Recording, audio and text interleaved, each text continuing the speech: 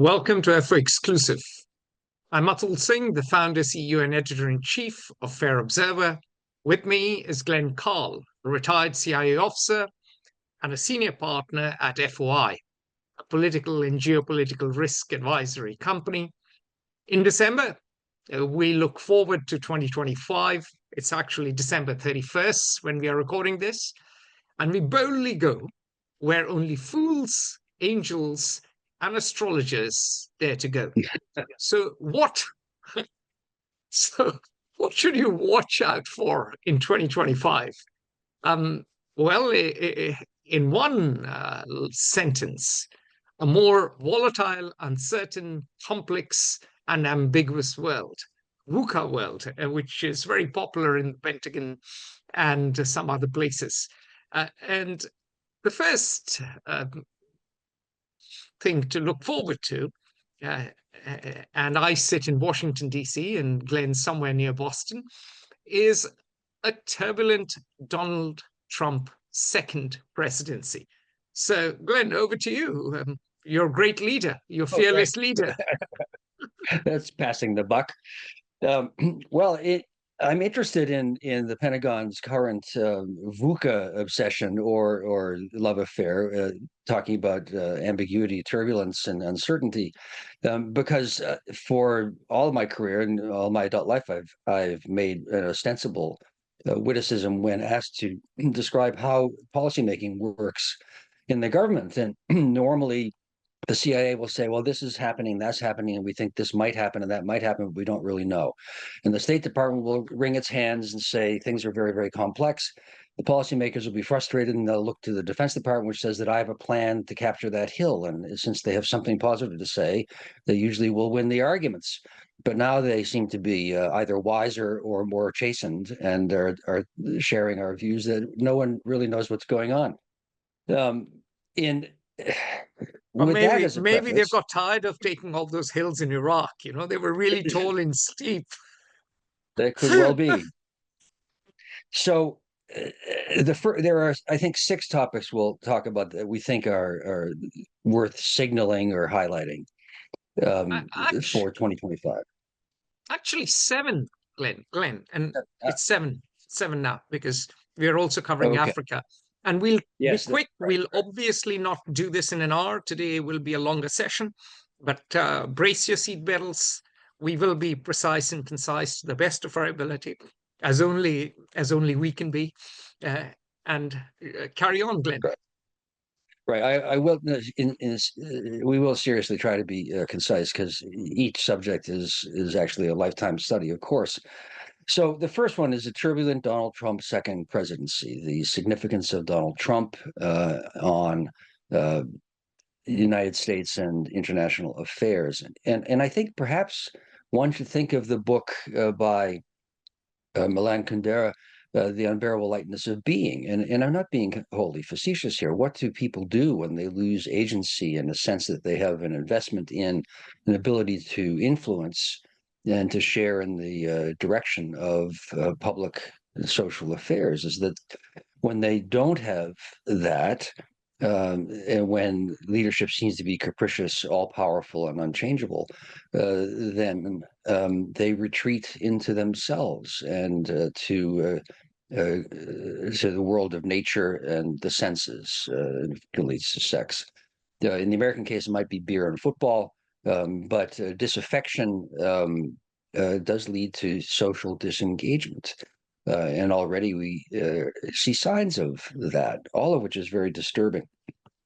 I'd say, to summarize grossly, we should look out for 3 particular issues to be affected and to help shape what will happen in the first year of the Trump second administration. And they are immigration, protectionism, and a continued weakening of U.S. global leadership. So immigration, this really, to me, is the underlying driver and issue that can explain much of the MAGA phenomenon. I say MAGA, my daughter, who's now a Californian, chastens me for speaking in a local dialect instead of saying MAGA, but no matter. the changes and stresses on traditional American society, which has never been static, of course, no society is, nonetheless, from immigration in particular and social change and increasing diversity more broadly, I argue is really what underlies fundamentally the Trump phenomenon, the populist rejection to the elite's norms and to globalization. He has said, Trump, that he will deport 13 million illegal aliens. Um, that strikes me as highly unlikely, if only for the practical considerations that entails. But immigration is really, I think, the top issue in American political life. It will affect social, political discourse and stability and paralysis or change. It will affect the United States economy profoundly, depending on the extent of change to current immigration policies and numbers and populations, and it will affect the U.S. Socially profoundly. We can be certain that there will be huge debates and arguments on this. I think the extent to which Trump's stated agenda is realized, I think, is very much in doubt. But change and turmoil there will be. Protectionism is a component, the second item of the entire Trump phenomenon, profoundly isolationist one. In that sense, an American in line with American historical currents. Although this one is more related explicitly, openly to xenophobia and frankly racism in many ways than other expressions in history of American isolationism. Although racism has always been linked to isolationism in American history too. So protectionism is the one size fits all solution that the Trump acolytes and Trump himself say will address economic competitiveness, wages, employment, and employment. I did say yes. So I think it's an easier step to take to increase tariffs and barriers to entry for foreign goods than to deport millions of people who are really the reason for America's economic dynamism. But this too will be very, very controversial and will have rippling effects, not just domestically, but globally, increasing over time inflation, increasing employment, actually, as they claim it will, its proponents in some sectors, but overall impoverishing relatively the U.S. economy and thereby the global economy. And then the third thing is weakened U.S. global leadership. An isolationist, almost by definition, is not going to be a leader internationally. And Trump will revert to the policies that he pursued 4 years ago of being wary of, if not destructive of, U.S. alliances, multilateral approaches to issues, be they global warming or the struggles in Syria. And therefore, since the U.S. remains, even more than the premier inter pares, still remains by far on almost every index the most powerful nation on earth, if the U.S. steps back, things fill a vacuum, and they do so chaotically. So I think those are the three trends that we'll see immediately start to play out as a result of Trump's taking the White House the second time. And we can see when it comes to immigration, civil war has broken out within the Republican Party. And it all happened when Donald Trump selected Sri Ramakrishnan, a Tamil Brahmin, a Tam Brahm, as you'd say in India, who did his undergrad at SRM Institute of Science and Technology. It was named something differently. This is a private university. So he didn't make it to any IIT, but he went on to have a spectacular career in the tech world. and became a general partner of the American venture capital firm Andreessen Horowitz, this Silicon Valley firm run by Mark Andreessen and Mr. Horowitz, and he headed the firm's London office. He spells both with Elon Musk and Boris Johnson, so he must be a very bright chap. And when Donald Trump appointed him as an advisor on AI, they are financiers, people. Anyway, Laura Loomer, a lovely, charming lady who wants to make America great again, criticized Sri Ramakrishnan's appointment. And then a war of words broke out on Twitter, now known as X, that bastion of free speech. And this whole debate was not just about immigration, but about American culture, whether American culture can produce the best engineers, whether it values science and technology, or does it value cheerleaders more? Free speech on the internet, the influence of tech bros in the Donald Trump campaign, and also what does MAGA really, Make America Great Again, really stand for? Now, David Sachs, who is a former PayPal executive who will be White House AI and crypto czar, he came out in favor of Sri Ramakrishnan, and he argued that the tech industry needed to bring in foreign workers because there aren't enough Americans who actually are studying maths, as Vivek Ramaswamy put it memorably, and who aren't doing their homework. And of course, Elon Musk stood up for him, and eventually Donald Trump stood up for him. But the counter party argued that, hang on a minute, the only reason you bring in these workers is because they are cheaper. And this exerts downward pressure on American wages.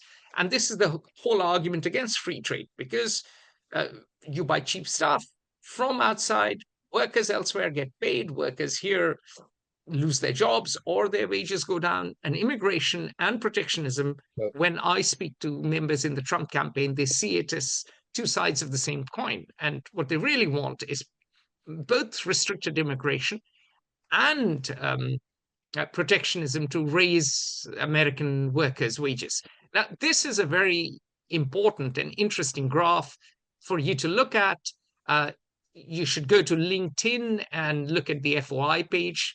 This is something managing partner Sanjay Acharya made, and it's very interesting to see the difference in wages. So it is clear that Indian companies do pay less, and it is also clear that the H-1B program does lead to tensions in the US. And there is chatter amongst the MAGA crowd, and it's broken out in the open. Now, the argument about cheaper is that everyone uses cheaper workers if they can for higher profits, and it ultimately ends up benefiting the American consumer. And these arguments can carry on. But the key thing to note is that the Republican Party is fractured. The Democrats are rubbing their hands with glee. And when it comes to global standing, Trump's talk about, well, why don't we take Greenland? Why don't we take Panama? Canada is the 51st state, is creating extraordinary tension, especially amongst allies, even before he has taken charge. So all of which makes me, brings to mind for me the repeated experience that every generation that comes of age believes that it has discovered sex, and no one else ever knew about this before. And here you have the MAGA crowd who is seized power and is discovering the contradictions in robust immigration, needs for high-tech skilled people, and the disruptions that can cause economically. It's an old debate. It's just new zealous xenophobes and isolationists are now starting to call the shots. The second topic that we'd like to talk, I would like to talk about, certainly, what we will call the new science and technology race heating up. perhaps rather the exponential curve has reached such an arc of increase that it is now going to be just about earth shattering. Like this is a huge topic. Just quickly, in the next 5 years, according to the finest experts, and even the most conservative experts, not people who do blogs and try to make headlines. I'm talking about my former colleagues in the National Intelligence Council and the U.S. intelligence establishment, assess that within the next 5 years, artificial intelligence, which is the first subject I want to talk about, will be performing most tasks that humans now do and will be doing it better and more efficiently than humans. Within the next 5 years, up to 50% of all current jobs on Earth will be replaceable by AI in the next 5 years. That I'm not saying that there will be 50% unemployment 5 years from now globally, but potentially AI can perform these tasks more efficiently than humans. That is a shocking issue and raises the question about who will be master, AI or humans. And that's not a facetiously phrased question. Even the profoundly I national. think it'll be people who own AI companies who will be masters. Well, absolutely. And I will get to that. Even the National Intelligence Council, which is very conservative, usually saying, well, there's always on the one hand, on the other, that says, and I'm going to quote them in their assessment of artificial intelligence impact in the next 5 years, says,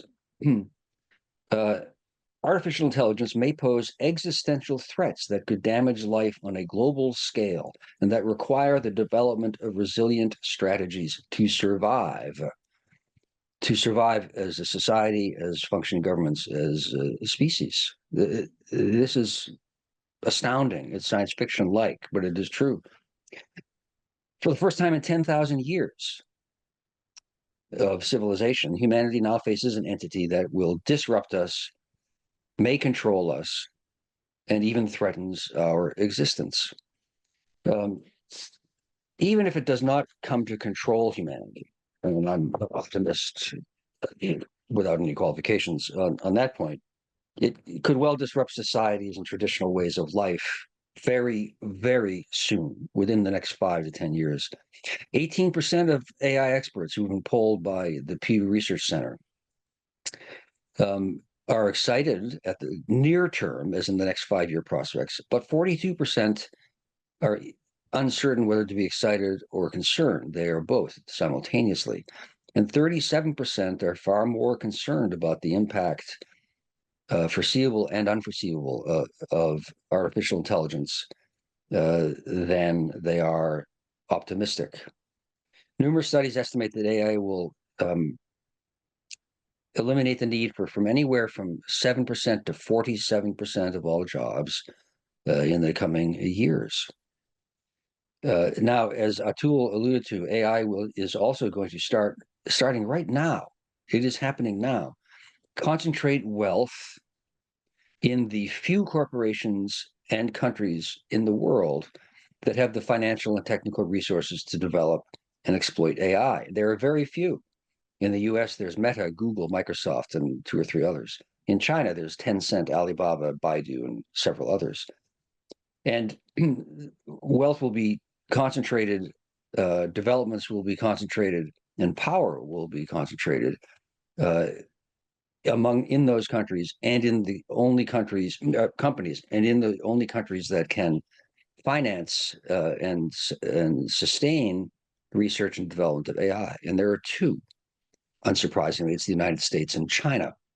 And the assessments are that of the $16 trillion that AI will add to the global economy in the next 5 years, 70% of that will be captured by the United States and China.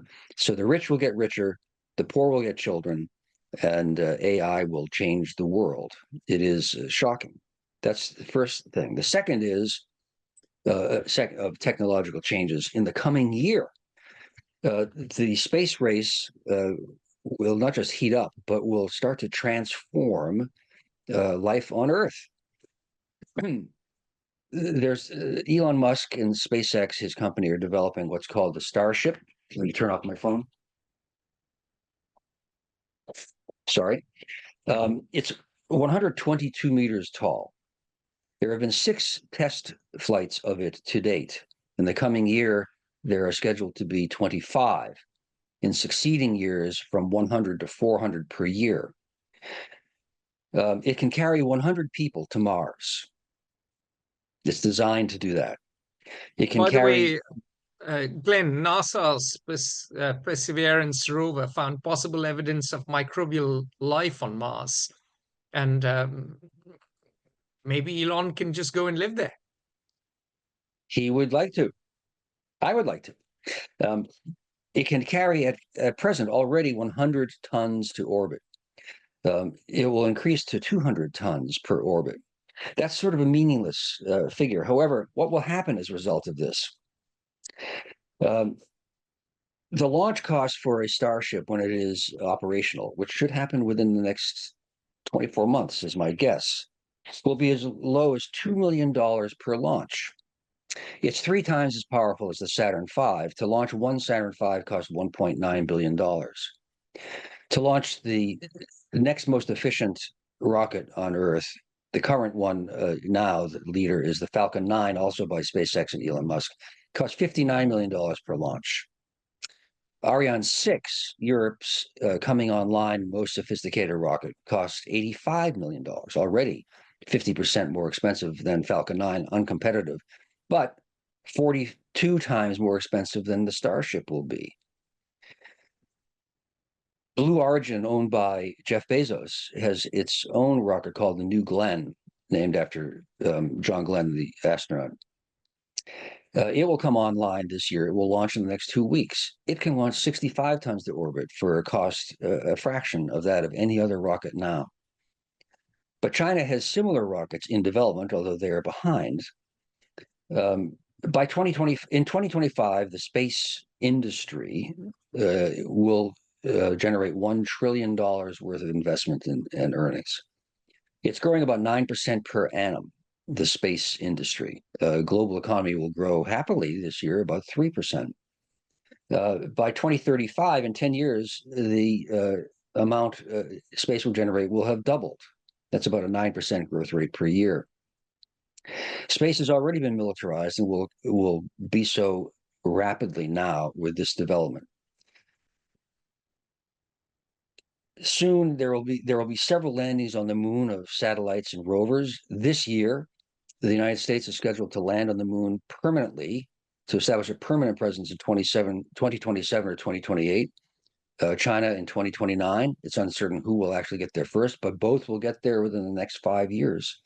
And a Mars landing is likely within the next 10 to 15 years, which will establish not just a visit, but also a permanent presence.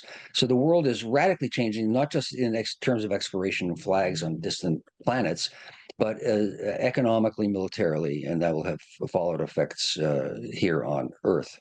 And the last thing I'll talk about, because we're going too slowly, I'm sorry, is increasingly rapid changes in renewable energy and its effects upon the energy world and therefore on global economies, which also has huge political ramifications. Over the next 3 years, the electricity consumption added each year globally, demand and therefore consumption, is roughly equivalent to that of the United Kingdom and Germany's annual consumption of electricity combined. Demand outstrips supply, and the supply is being rapidly addressed, although not keeping up with demand, largely by China. China dominates the solar panel industry. China is coming to dominate the electric vehicle industry globally. There will be batteries huge as shakeup. well. They're very good at batteries. Sorry? Batteries. Thank you. Batteries is the next point. Storage of energy. Renewable energy technologies China has largely the lead in, although under President Biden there were significant steps taken to rectify some of these gaps or lags, but they haven't come online. It takes years to build a factory and to develop an industry, and the U.S. is sort of in the middle of its response if Donald Trump continues that, and he may not. Global electric vehicles have reached the point where they will rapidly come to be the dominant uh, means of personal transportation, destroying relatively quickly the internal combustion engine's century of dominance. EV sales are projected to grow 30% year on year in 2025 and the years after that. They now represent almost 17% of all global light vehicle, that means not truck, sales. And they're expected to reach 90 million units soon. So all of this, I'll skip some of the other facts. You understand the point. Is revolutionizing the global demands for energy, the provision of it, the replacement of fossil fuels, the shift in technologies, the continued increase in influence and significance and lead in many areas by China. And these are all, on the whole, as far as the global warming and environment are concerned, issues, positive changes. But they are revolutionizing, literally, life on Earth. The third subject, we can go from sort of happy news to continued chaos. And I'll happily turn over the disaster discussion, the turbulent Middle East, to Atul. The turbulent Middle East will cool down a bit. So, what is happening in the Middle East? We've had in the last few days images of babies dying in the Gaza war. No, we've had images of the head of Turkish intelligence, MIT, not MIT in Boston. This is less famous MIT, but the head of MIT was, I guess, the first foreign person to get into Damascus, and he prayed. He was very quick to offer prayers at the Umayyad Mosque in Damascus. And of course, then the foreign minister who used to head MIT, the Turkish foreign minister, followed suit and was having coffee and taking in the sights of Damascus. Long story short, the last year has seen a lot of conflict. First, Israel has pulverized Hamas. Second, Israel has hit Hezbollah. This knock-on effect to that was the Turkish-backed forces, HTS, as they are popularly known as, Hayat al-Tahrir, they took over. They took over Damascus, and Hayat Tahrir al-Sham, sorry, HTS, I misspoke. So HTS took over Damascus in a lightning advance. Obviously, the Turks helped them. That's an open secret. The leader, Muhammad al-Jolani, is from a family with origins in Golan Heights. He was born in Riyadh. He has been former Islamic State, Al-Qaeda, whatnot, bearded figure, although he's had an image makeover. I was speaking to Jean-Daniel Rouche just before this meeting, and we discussed Syria at great length. And of course, there are winners and losers. Israel has destroyed all of Syrian Air Force. First time, apparently, that 100% of an Air Force is gone. Of course, the Syrian troops had run away. They were poorly paid. The Assad family had lost touch. There were decades of resentment building up. FOI partner Manu Sharma points out that the social base of the Assad regime was narrowing, and so do our contacts in the Middle East. Our contacts in Israel and Turkey both say that they knew that the Assad rule was coming to an end, but the rapid end surprised everyone. And so what has happened is Hezbollah's top leadership has been decapitated. The Israelis spent years in an intelligence operation involving pages. And of course, it went off accidentally, but then they decapitated the top leadership as a spillover effect. Hafez al-Assad has fled to Moscow. And at the moment, uh, in the chaos of the Middle East, obviously Jolani has emerged as the leader of the big group that has taken over Damascus from the Shias. Damascus is back in Sunni hands. But at the same time, Turkey now has reasserted influence. In the long run, of course, there'll be Arab resentment against the Turks. I'm sure the Arabs don't want to be part of the Ottoman Sultanate again. But at the moment, it seems that we could be headed for a period of relative stability. In the long run, of course, nothing is stable at all, because the dead bodies showing up on screen in Gaza are going to mobilize the Sunni crowd or the Sunni mob or the Arab street or the Arab populations against Israel. And eventually, that is a bigger risk to Israel than a minority Alawite regime, former Baathists or supposedly Baathist socialists, and who gave lip service to pan-Arabism, really ran a very sectarian regime and were murdering people going back to 1982, when they just killed 25,000 Sunnis who belonged to the Muslim Brotherhood who rose up in revolt. So in the long run, of course, Israel may find that the Arab street might overthrow the Arab palace, or the Arab palace may itself, maybe a rogue prince may start leveraging the Arab street to bolster his claims to power.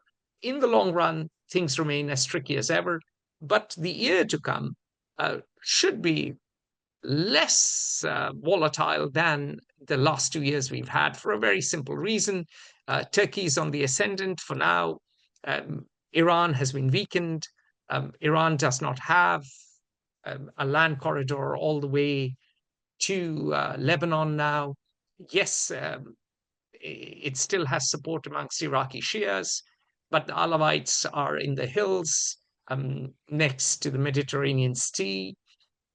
The Hezbollah fighters are much weakened, which is why Assad fell. Part of the reason Assad fell was, of course, Russia was involved in Ukraine. Iran was also under pressure. Hezbollah fighters couldn't come to its rescue. And so the Alawite 54-year rule from 1970 to 2024 has ended. And so Syria will now be divided into spheres of influence. The Alawites are going to get protection from the Russians in Latakia and Tartus. The Druze are seeking protection already from the Israelis. We know it from our sources, and the Israelis have seized Golan Heights. The Kurds will fight desperately to retain their northeastern enclave. I remember the Turks are already present there. They view the Kurds, the Kurdish held areas, as havens for terrorists, and they want a 30-kilometer demilitarized zone from their border because they don't want Kurdish separatism. You also have Sunni tribesmen who joined the Islamic State and are key supporters of HTS. And then, of course, you have the road all the way from Damascus to Aleppo to Istanbul. And Aleppo is something the Turks will try to exert influence. They view it as their sphere of influence. And we'll see how the different armed groups and the jostling communities, from Christians to Druze to Alawites and to much more, play out in Syria. But it certainly seems that now, at the moment, there isn't an appetite for full-scale war. The Arab states may pump money, but they don't want to take on Israel as well. And the Middle East in 2025, after the extraordinary developments that we've seen now, will simmer down a bit. Sykes-Picot is dead, however. The Sykes-Picot Order of 1916 is dead. The nation-state experiment in the Middle East. If I could stop in for a second, Sykes-Picot, for those who are not steeped in the filigree twists and turns in the Middle East, was an agreement between France and the United Kingdom. The And then actually two Tsarist Russia, but the revolution of 1917 made that agreement with Russia moot. the then imperial powers to decide what to do with the collapsing Ottoman Empire, which controlled all of the Middle East at the time. And the decision was to break it up into nation states, which were really mandates, given there is a formal, quote, mandate, which meant de facto colonial control, imperial control by France and Great Britain of the Middle East, Syria going to France, and Palestine to Great Britain, et cetera, et cetera, et cetera. That artificial nation state creation has collapsed now, is what Atul's saying. Excellent. And basically, we will see that slow disintegration carry on, but don't expect as major fireworks as we saw over the last 2 years in the Middle East for this year, which moves us on to our fourth point. The If I could Russia. just, I can't resist talking about the endless disasters of the Middle East, though, for a moment. In a way, astoundingly, I think I might put a more rosy coloration slightly on the events even than you have, Atul. So far as in the last months, gone astoundingly from horror to possible hope.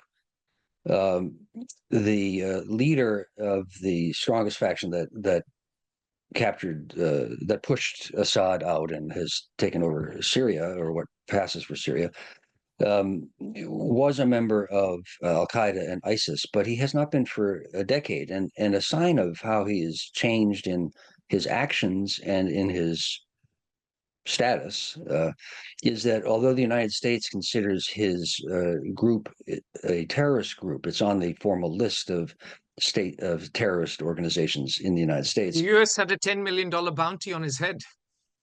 The U.S. has begun the process behind the scenes to remove the group and him from the terrorist list. Has been meeting with him regularly for a long time.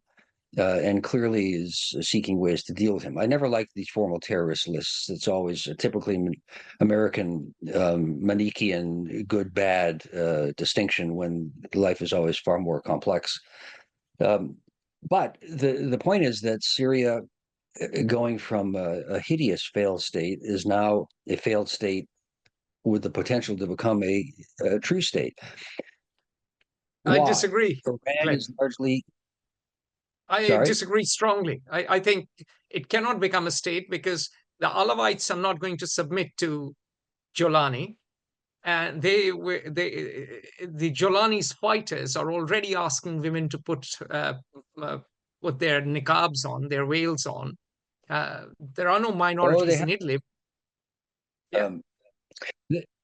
Well, I'm not claiming this. And will he be, said no. He said elections will take Disneyland 4 years.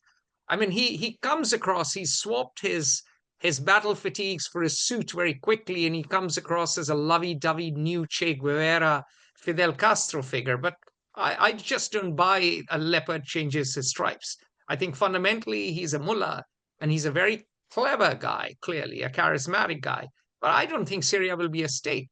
The Kurds are not going to just put down their weapons and say, "Oh, we'll be living with Jolani happily ever after." Right. That all of these points are well. I don't know if I share the characterizations of Jolani quite as negatively as you, but on the ability of the lions and lambs to lie with each other in Syria, I certainly agree on that. However, even if it reverts to a failed state, that will be the status quo ante.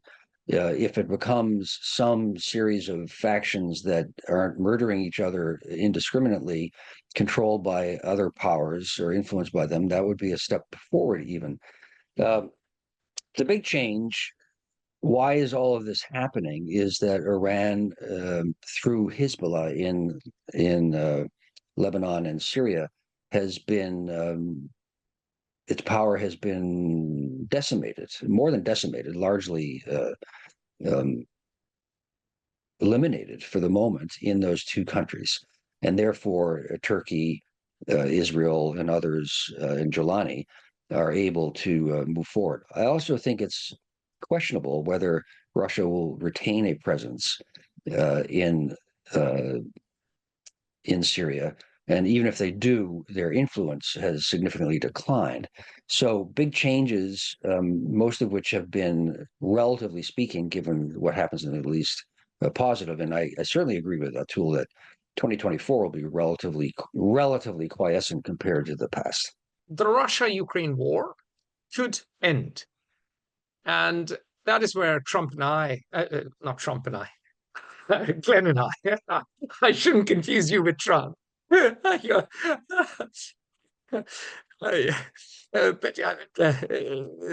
we go. So that is where Glenn and I have a difference of opinion. Glenn, over to you. What do you think on the issue, and then I'll offer my 2 cents. Well, the most immediate change in the equation of the Ukraine war is the accession of Donald Trump to the White House again. And everyone knows really his sympathy for Russia, hostility to Ukraine, and likely lower willingness, probably unwillingness to provide the same level of material and financial support from the United States to Ukraine. All of that will certainly change the situation. I don't know that peace will come either from pressure from the outside or from changes in the levels of support in 2025. But they may. U.S. support could diminish for Ukraine. The Europeans could run out of gas, almost literally. That's not literally true since the U.S. provides it now. No, but they may not find themselves able or willing to sustain the same levels of support for Ukraine. Both of those things are quite possible. On the battlefield, the stasis that we all observe, I think, is largely an accurate assessment of the state of play. Ukraine, of course, is much smaller, has a smaller industrial base, 1/3 the population, hasn't focused on military production or having large stockpiles. All of that is true. However, it has killed 1 million Russian soldiers, killed and or maimed, 1,000 of whom are being killed or maimed per day. Now, in Russia, can Russia sustain its war effort? The portrayal and the impression of the Russian economy being having weathered the storm of sanctions and the war pretty well, I think is actually a bit misleading or inaccurate. The inflation pressures are great. The exchange reserves are significantly depleted. Investment in the defense industry has significantly increased at the cost, quite literally, of to the rest of the economy. Of the 140 million population in Russia, 1 million males have fled the country, 1 million are dead. The potential pool of soldiers is about 35 million. And the strains are real, and I think will become, if not decisive, substantially greater in 2025. You change the specific data, and that those realities or pressures are similar in Ukraine, and so that comes down to the level of support. I don't doubt the will of the Ukrainian state and people to maintain the conflict if they have the means. So for me, it all depends on Western support as to whether the war will continue But the pressures for a negotiated settlement will become significantly greater, certainly this year, than any time since the invasion in 2022. So, Glenn, I think the Russian economy obviously is going through inflation, but wages are rising too. And it has managed inadvertently to solve the one biggest problem that plagued it since my days as a corporate lawyer, and before that, my days uh, from the very days the Soviet Union fell, and that was capital flight. Western sanctions mean that capital flight, which is Russian oligarchs selling oil and gas, nickel, or whatever commodity, and then taking that money and buying Chelsea Football Club or yachts in Monaco, that has ended.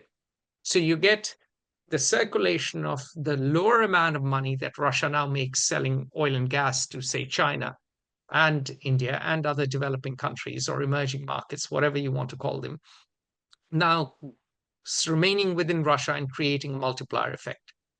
They've also reindustrialized for the first time since 1991. This is not something to be scoffed at or to ignore. This is something that everyone in the West is trying to do. GDP does not equal industrial power or manufacturing capacity, and they have increased it. They've also managed to have parallel channels of trade and even finance. We saw so many people show up to meet Putin on Russian soil this year. And so clearly, the only people following Western sanctions are the West. The rest of the world doesn't. Nice Burkina Faso went, but I'm not expecting them to help particularly hold Russia together. The Chinese and the Brazilians and the South Africans and Indians are big buyers. So the great moral powers, China and India. Well, that's correct. Well, the per capita GDP of 2,448, as per last year's statistics, means that no Indian leader is going to import inflation. And they will say, hang on a minute, Africa is under fire. Why do the white people care about Africa? So they have their own set of incentives. They are as selfish or as altruistic as Western leaders. They are. But important thing is that Russians can take pain. My estimation is they will be able to take whatever pain, both in human and economic terms. More importantly, Ukraine's economy has cratered. We talked about it in the past. Some estimates say by a third, some say by even more, 40%, 40+%. Young men have fled Ukraine even more than in Russia. Ukraine's casualties are much higher than it officially admits, and the official number is 400,000.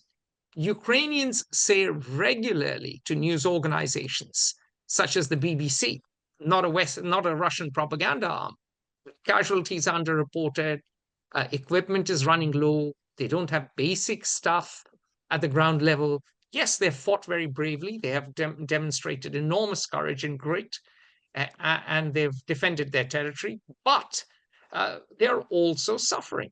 The economy has imploded, and more importantly, Ukraine has run out of men. They simply do not have enough men to fight anymore. Now, Ukraine is also losing territory consistently. Russians have adopted the meat grinder approach. They are winning the war on attrition, war off attrition. And most importantly, and this is where I agree with you, Glenn, that the war depends on Western support. Agree 100%. And let's talk about what I'm finding amongst all my friends in politics in the West, especially in Germany. Their people, their voters do not want endless war. Both the far right and far left in Germany want rapprochement with Russia. German business leaders increasingly blame German politicians for blindly following the US and causing deindustrialization of the country. Now, the Inflation Reduction Act, which was protectionist, didn't help. That really angered German business.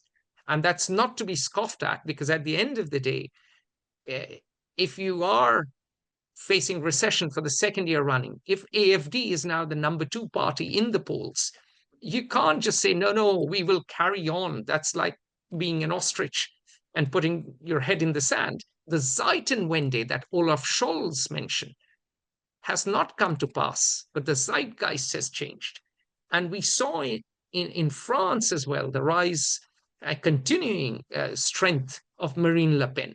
And we see Robert Fico in Slovakia and Vladimir Putin saying, oh, Slovakia could be a mediator. Or we see Viktor Orban in Hungary. We look at the change now in political climate, the zeitgeist, as I said, in Europe, and it is clear Europe is not willing to support Ukraine.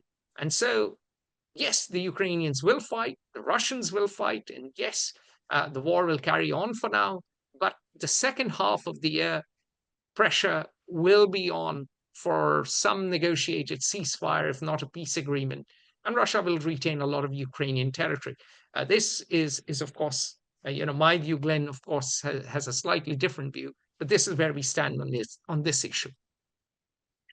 Yeah, I would hardly hope, and certainly hope not to, but would not define Europe's feelings by reference to Slovakia and Hungary, who are the two outliers, unfortunately. But the tensions are certainly growing, and pressure to end the bloodletting will increase. I think the Ukrainian economy has been more resilient than you describe, but it's a smaller state, and life is hard. You touch upon two issues that really will determine, at least shape, Europe's response, and they are the global economy and then Europe itself in 2025. So will the global economy muddle along, or is there substantially more trouble ahead? Well, I am pessimistic again here because I think we have three factors. We have record global debt, we have rising protectionism, and we have currency wars. So on December 3rd, Reuters reported that global debt had hit a new record of 323 billion. Sorry, I must be wrong. That can't be true. It has to be 323 trillion, not billion. My apologies. That is a crazy number. The world GDP is, give or take, 100 trillion per year, a little more. And so that's a debt GDP ratio that is pretty crazy. But it's not just governments, of course. This is total debt. The Institute of International Finance reports that sovereign debt could rise by a third by 2028, hitting 130 trillion and increasing repayment risks. Now, note this year, both France and Germany, governments felt they couldn't agree upon a budget. In Germany, of course, there was the limit that you couldn't cross this deficit limit, and it fell precisely over the question, should we make cuts to social services, or should we continue funding or even increase funding to Ukraine? And you can't say you will cut heating benefits and student benefits and give money to Ukraine when people are facing very high unemployment. But I digress. The key thing is we've had slowing of growth. China has seen a collapse of its real estate bubble. We've talked ad nauseum about how the Chinese economy, because of people keeping their savings in real estate instead of, say, equity markets or even bond markets, has the downward spiral. Consumption is really hard to go up. Demand is really hard to increase in China. And China, therefore, has bet big on its export-led model. Its rise, starting from 1978, when Deng Xiaoping said it doesn't matter whether a cat is black or white as long as it catches mice, was because of manufacturing, because of an export-led growth. And that sputtered a little bit during the COVID years. Of course, you could argue there were weaknesses even before then because labor costs were rising. But still, China was and is the factory of the world. And and during the COVID years, and Trump's protectionism put a dent in it. But China has bet big on a China Shock 2.0, as some would say. And that is China Shock is the paper written about what happened after China came to the global economy. On the one hand, there were winners. You could get cheap ironing boards and irons and kettles and whatnot in Walmart or on Amazon. But at the same time, a lot of countries deindustrialized. It wasn't just the US. Industry just went away, even from places like India to China. I have friends in industry, captains of industry in India, who said they just had to close certain factories down because they couldn't compete. So there is weakness in all the major. There are weaknesses in all the major economies: the EU, China, India, Brazil, South Africa, the US, of course, even though the US is doing rather well as of now, still protectionism threatens to increase inflation. Protectionism also threatens to lead to countermeasures by others. And of course, just as we had Hood Smalley, was it Hood Smalley? Am I getting the name right, Glenn? The protectionist acts. Yeah. Yeah. Now we are seeing currency wars, and very important thing to note is that Donald Trump's advisors are aiming to depreciate the US dollar whilst ensuring it remains the world's reserve currency. And so they are trying to emulate what Richard Nixon achieved in 1973 after the Vietnam War, when he took the dollar out of the gold standard. And also what the Ronald Reagan administration managed to do through the 1985 Plaza Accord, when allies with a trade surplus, France, West Germany, Japan, and the UK, agreed with the US to depreciate the dollar. On both these occasions, the dollar continued to be the reserve currency of the world. And Trump insiders, a key aim of theirs is to boost industry. As I said, they see all of this as an integrated strategy. Lower immigration, increased wages. Protectionism, increased wages, and industrial increased industrial production. Cheaper dollar, cheaper exports, more competitive American industry, better manufacturing, better working class jobs. So here, I think we'll reverse roles, and whereas I, as the American, am supposed to obsess about the quarterly results, and you, as an Indian, think in terms of millennia, we will reverse our perspectives here, and I certainly agree that. Well, no, I think that 2024 will be no.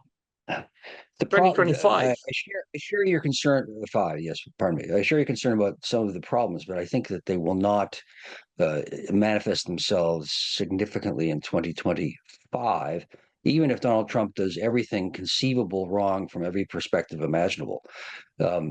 Although he's setting the conditions for a lot of problems, and he may well guarantee, the thing with protectionism is that it will guarantee that a country can produce the finest horse harnesses in the world at a time when the world is developing EVs and rocket ships. It freezes technology in place.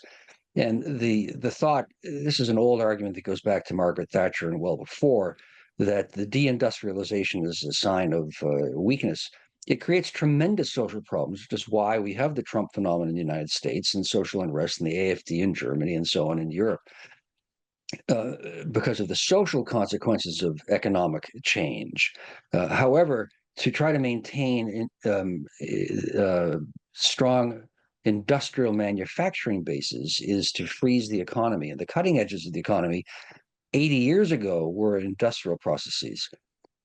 40 years ago and today they became services. The cutting and 40 years ago and today, um, um, high tech, what we used to call when I was a student, high tech industries that are not labor intensive, which is a social issue as well as an economic one. So that's the debate. It's an old one, and you coherently you put out the Trump the standard conservative Republican argument coherently, but even if they succeed in doing what they wish, the problems that that will bring, I think we both agree, probably will not occur in 2025. My own view is that the year 2025 economically, globally, will be relatively successful, which does not mean that the underlying problems you touched upon are not grave and something we need to deal with. The U.S. GDP is projected to rise 2.5%, roughly. Global GDP of the G20, which is over 90% of the world's GNP, it will be 3.3% globally. The EU collectively will be about 1%. Now that's, you could argue, anemic, but that is 1% growth, not recession.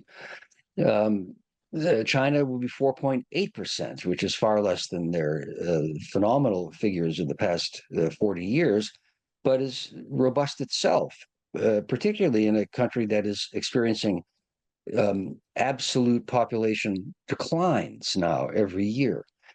India will be 6% or so. So U.S. debt is about 2.6% of its GDP. The EU's between 2 and 2.5%. These are issues to address, but that will not bring short-term, as in 2025, issues. The U.S. will have a economically existential issue with its debt 20 to 30 years from now.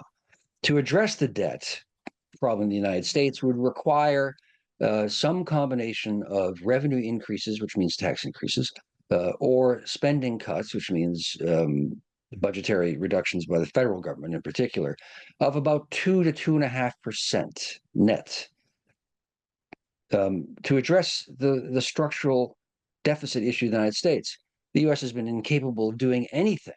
But that is not a grave series of demands and sacrifices that will be called upon if our political system can engender the coherency to do so. So I'm more sanguine about 2025 economically, and long term, I also see the issues as addressable, if ever. And here perhaps is the pipe dream. The U.S. political system, in particular, can address its structural deficit issue. Because if the United States does, the fallout effects globally will be substantial. So I see 2025 as a relatively benign year economically, barring a tsunami or a tsunami-like black swan event. Well, I think the chances of a black swan event have increased because of the political risk that you talk about. The structural problems that you talk about in the US are not going away. The structural problems in the global system are not going away. And I'll just pull up a graph here, which Sanjay Acharya, our managing partner at FOI, made, and look at the currencies of all the different trading partners. They've been depreciating regularly. So we do have a situation where we are in a modern version of Smoot Hawley. Currency wars are already taking place, although no one has announced it. The rupee is at 85, a record low. It is most likely to go to 100. And there will be shocks. Look, the yield the French have to pay on their debt has gone up, and rightly so. They couldn't manage to agree to pass a budget. Their deficit is 6.1% of the GDP. And if we go through the strains in different economies, something's got to give. In 2007, 2008, if you looked at 2007, if you looked at all the GDP figures for 2008, you'd say it would be all right. But I think the strains and the political tensions and the structural imbalance mean that something could give, and something could give in pretty early, especially given the fractious political environment we live in, because economics is never divorced from politics. Please. Yeah, I think you misspoke. I think the French deficit is 6.5% of their annual budget, and their Ah, structural deficit is 2.2 or 4% of GDP. unstable Africa Yeah. drives refugees north. Okay. And this is something we relied on the National Defense University, which has done some extraordinary work.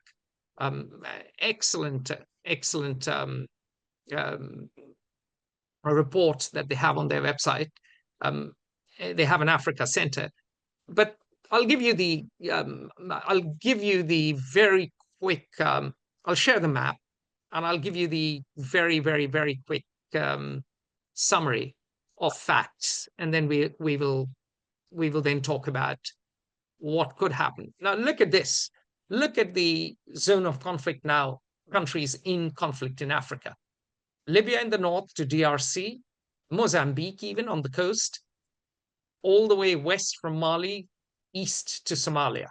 So the entire continent seems to be on fire. And of course, the maximum number of displaced people is from Sudan. We'll get into more details in a second. But the key thing here is lots of things have converged together in Africa to create a perfect storm. Militant Islamist violence has gone up. Events and fatalities have reached a record high. In fact, fatalities have tripled since 1920 to approximately 11,000. Another big development, which a lot of people are not noticing with as much attention as this should, is how the Russians have replaced the French in many countries. They have conducted disinformation campaigns, they have, or you could say propaganda, just as they did in Soviet times. You could argue everyone does that. So what's new?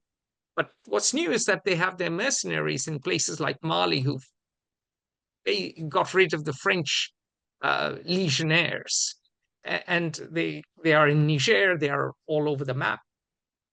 Sudan, which broke into Sudan and South Sudan, and both are facing conflict. Sudan is in civil war. I won't give you all the details and what's going on there, but the point is that Sudan's conflict is causing internal conflicts in Libya, Chad, Central African Republic, South Sudan, and Ethiopia to exacerbate. Foreign powers, notably the United Arab Emirates, UAE, Russia, Iran, and Egypt, they are all involved. Turkey has also waded in. Of course, I'm sure the Israelis are up to something too. Deployment of drones, munitions, mercenaries, and resource smuggling is up. Africa continues to be a resource-rich but poor continent. And this scramble for regional influence is leaving not just Sudan, but many other countries a fragmented coalition wherein different groups, armed groups, and different ethnic groups are fighting each other. Now, one could say that this is all because of foreign interference or because of warlords or because of poverty, but there are two things that have happened at the same time. Population has exploded and resources have dwindled. Look at Lake Chad, 90 to 95% of it is dry. If you're a herder, you're going to fight for water. Simple as that. What has also happened is global warming, which leads to climate change, that has exacerbated the situation. Famine and floods have increased exponentially. Acute food insecurity now affects 163 million Africans. This is over a tenth of the population of Africa. This is nearly triple the number of 5 years ago.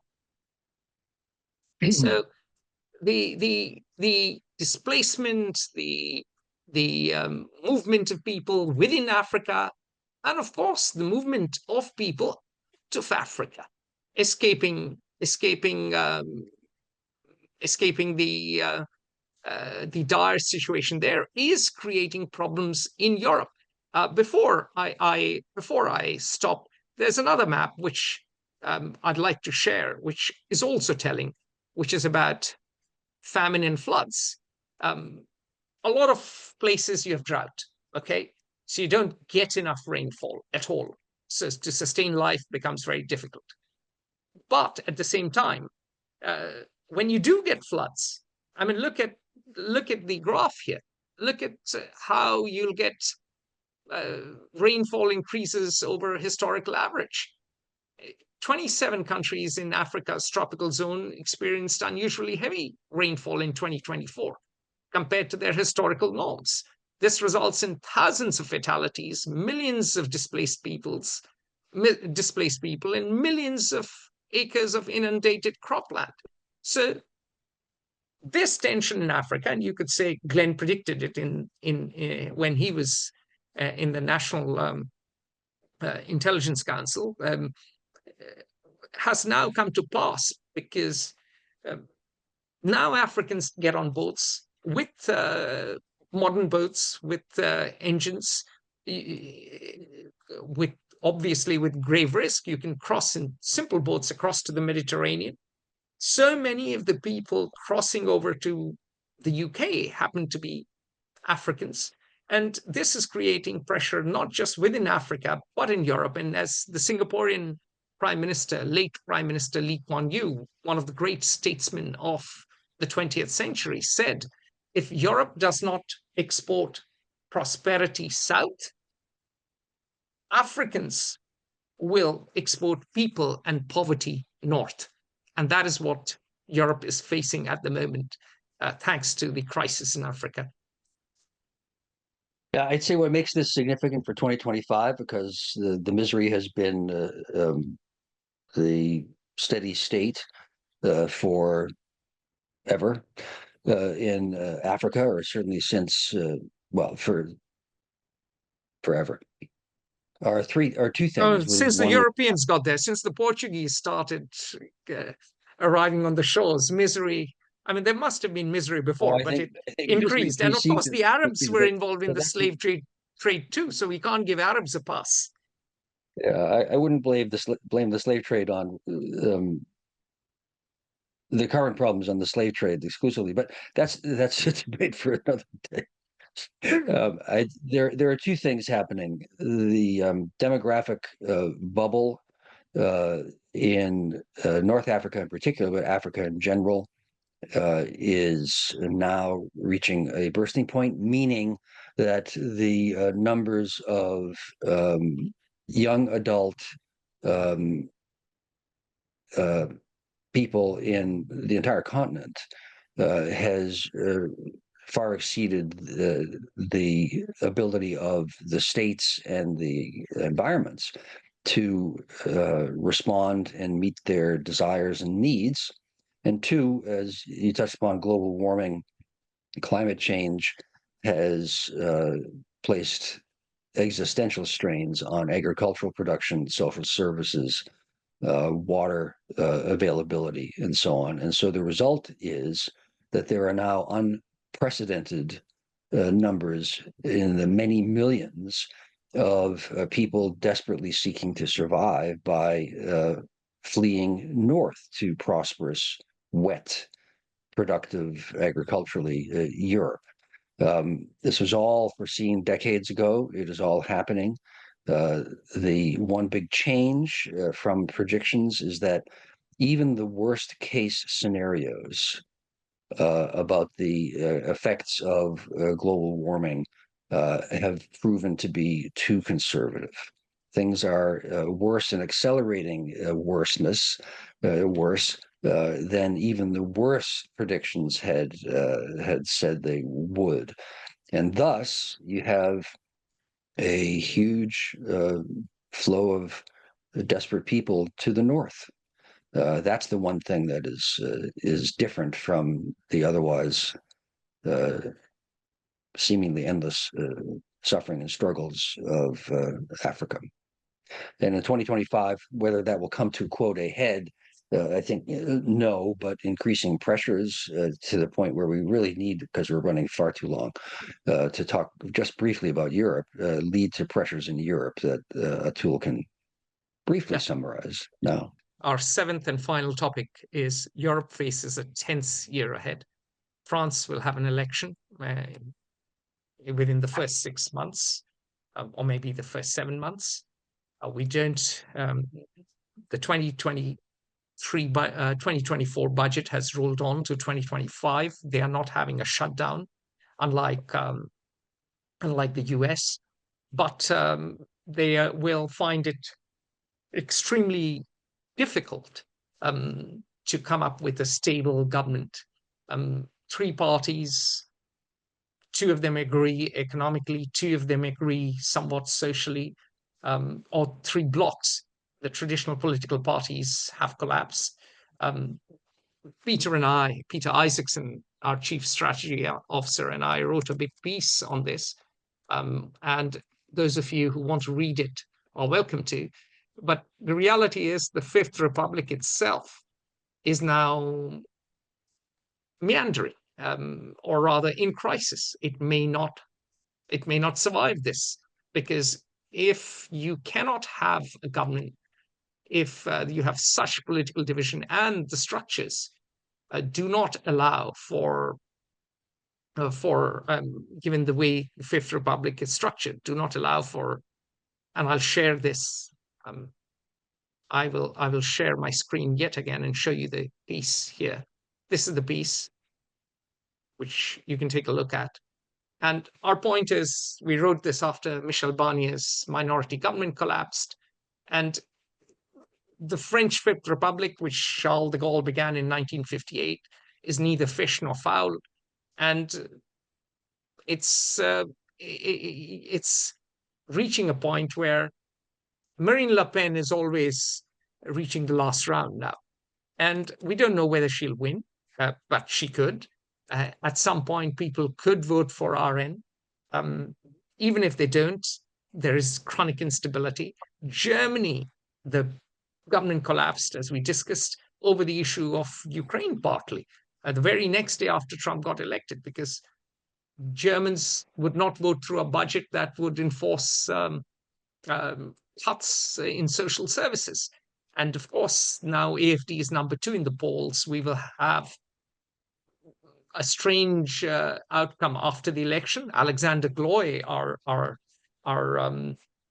editor at large, is German, is an economist. He has analyzed the German economy and the German situation. So the two beating powerhouses of Europe, France and Germany, are in crisis.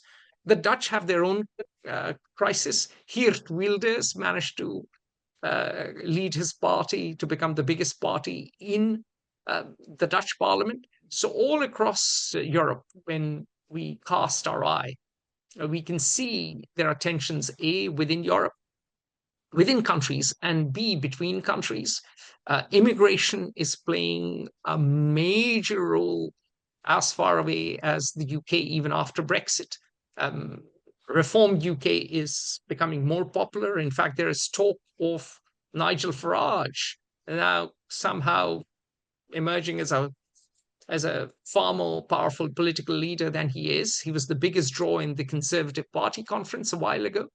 And so we are seeing a very interesting time in Europe, wherein economic pain, social divisions, and political paralysis promises 2025 to be a pretty rocky year ahead. And this is not to mention what Donald Trump is going to do, because Donald Trump likes exerting pressure. He'll exert more pressure on a divided Europe. When it comes to protectionism, he is going to bully them to cough up more cash for NATO. So Europeans can expect a roller coaster ride in 2025. I think the structural driver seems, I would, I've argued it before, it's demographic, fundamentally, and social, meaning the effect of increasing diversity of populations in European nations. There's certainly political turmoil as a result in Germany, UK, France, Holland, Italy, and so Spain too. Italy has Giorgia Meloni, who's running a fair, what seems to the eye, a fairly successful government and is quite popular. And she's also a far-right leader. And her deputy prime minister, I was told by a certain ambassador in confidence, has a bust of Mussolini as you walk into his home. Oh, her party has always lionized Mussolini. Benito Mussolini. Aha.